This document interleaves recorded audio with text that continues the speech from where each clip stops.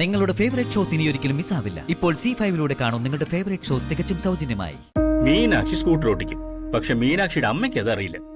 സ്ത്രീകളായാലേ കുറച്ചൊക്കെ self sufficient ആയിരിക്കണം. ഒരു കാര്യത്തിലും ആരുടെ മുമ്പിലും തോൽക്കരുത്. വാ, ഞാൻ സ്കൂട്ടർ പഠിപ്പിച്ചു തരാം.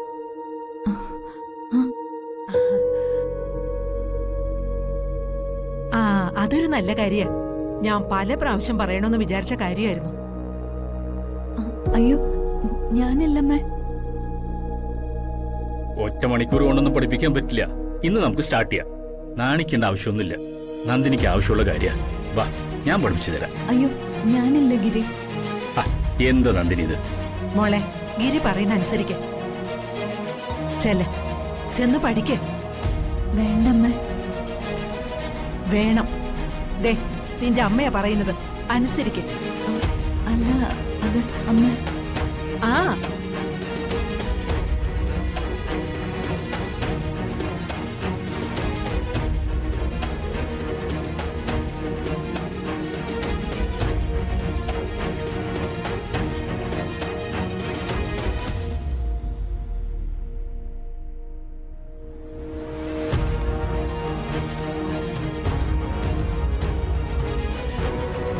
നന്ദിനി, ഇങ്ങോട്ട് ഇറങ്ങി വാ.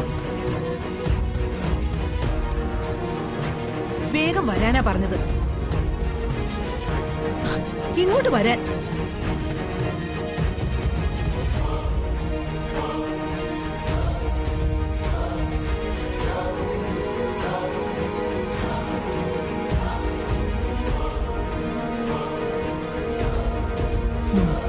ഇവനുള്ള ശിക്ഷ ഇങ്ങനെയൊക്കെ തന്നെ വേണം. ദൈവമായിട്ട് അവസരം ഒരുക്കുന്നതാ.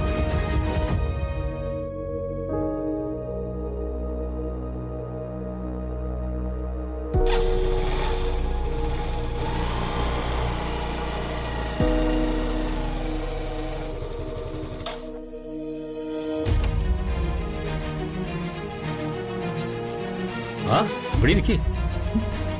വേണ്ട ഗിരി. എന്താ നന്ദിനി ഇത്? സ്കൂട്ടർ ഓടിക്കുന്നത് അവനവന്റെ ആവശ്യത്തിനല്ലേ? കേറിയിരിക്കേ.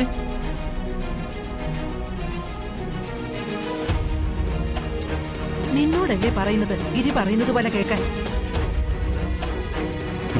കേറ്, വാ.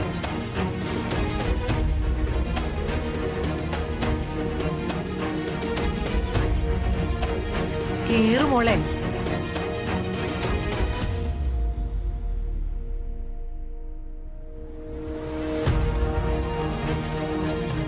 ആദ്യം ആ സ്റ്റാൻഡ് ഒന്ന് എടുത്ത് തട്ടിയാ മതി.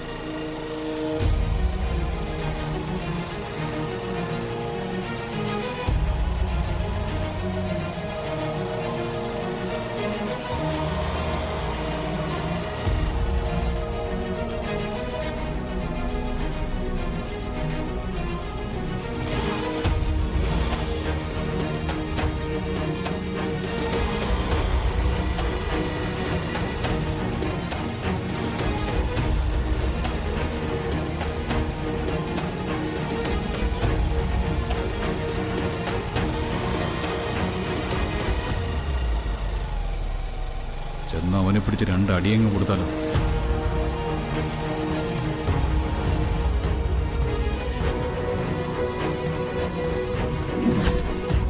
ഗിരിയോട് വഴക്കുണ്ടാക്കാൻ നിങ്ങൾക്ക് എന്താ അവകാശമുള്ളത്? അന്ന് എന്റെ മുന്നിൽ വെച്ച് നിങ്ങൾ മാധുരിയെ സ്കൂട്ടർ പഠിപ്പിച്ചില്ലേ? കാമുകന്മാരെ പോലെ നിങ്ങൾ അന്ന് കാട്ടിക്കൂട്ടിയതൊക്കെ ഞാൻ നീറുന്ന മനസ്സോടെ കണ്ടു നിന്നത്. ഒടുവിൽ നിങ്ങൾ അവളെ കല്യാണം കഴിച്ചു. ഞാൻ പെരുവഴിയിലുമായി. ഇപ്പൊ ഞാൻ നിങ്ങളുടെ ഭാര്യയൊന്നും അല്ല. എന്റെ കാര്യങ്ങളിൽ ഇടപെടാൻ നിങ്ങൾക്ക് ഒരു അധികാരമില്ല.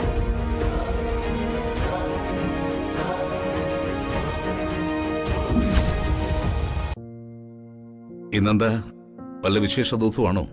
പൂജാമുറിയിൽ പതിവില്ലാത്തൊരു പൂജ? ചില കാര്യങ്ങളിൽ ഒരു തീരുമാനം എടുക്കേണ്ടതുണ്ട്. അതിന് ഞാൻ അനുവാദം ചോദിക്കുകയായിരുന്നു. അനുഗ്രഹം ചോദിക്കണമെങ്കിൽ അതിത്തിരി ഗൗരവമുള്ള കാര്യമാണല്ലോ.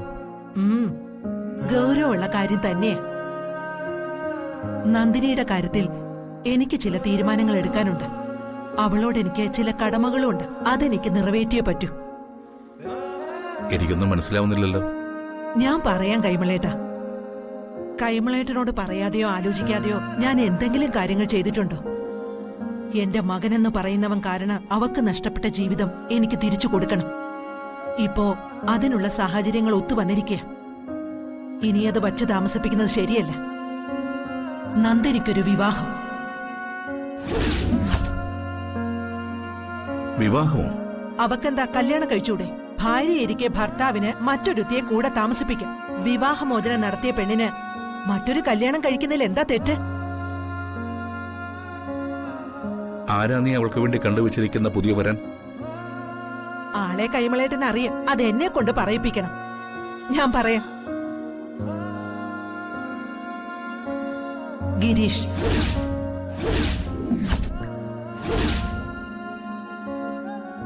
അവളുടെ കണ്ണീര് കണ്ടവൾ ഞാനാ. ഒത്തിരി അവൾ സഹിച്ചു. ഇനി അവൾക്ക് നല്ലൊരു ജീവിതം ഉണ്ടാക്കി കൊടുക്കണം. എന്റെ മനസാക്ഷിയോട് എനിക്ക് നീതി കാണിക്കണം. എന്താ കൈമളേട്ടനൊന്നും മിണ്ടാൻ നിൽക്കുന്നത്? അല്ല രാജലക്ഷ്മി, ജയറാം തിരികെ വന്ന സ്ഥിതിക്ക്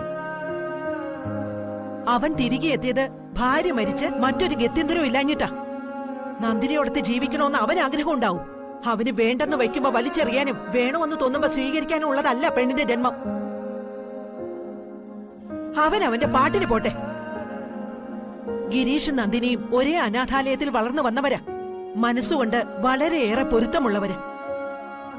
രണ്ടുപേരും ഒത്തിരി കഷ്ടപ്പെട്ടവരാ. ഇനിയുള്ള കാലം അവര് സന്തോഷത്തോടെ ജീവിക്കട്ടെ.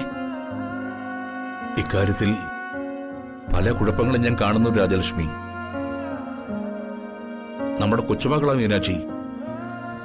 അവൾ വല്ലാതെ വേദനിക്കില്ലേ? അവൾ എന്തിനാ വേദനിക്കുന്നേ?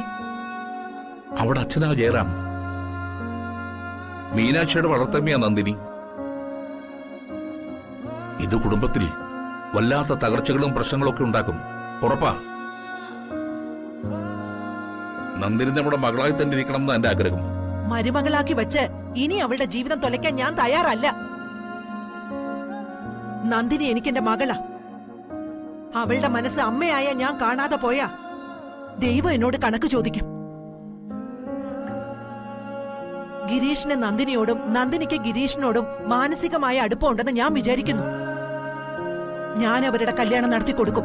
ആരെതിർത്താലും എന്റെ തീരുമാനം ഞാൻ നടപ്പിലാക്കും.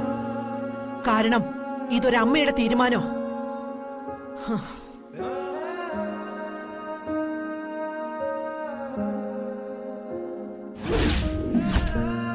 ഡൗൺലോഡ് ചെയ്യൂ C5 ആപ്പ്. കാണൂ എല്ലാ എപ്പിസോഡുകളും സൗജന്യമായി.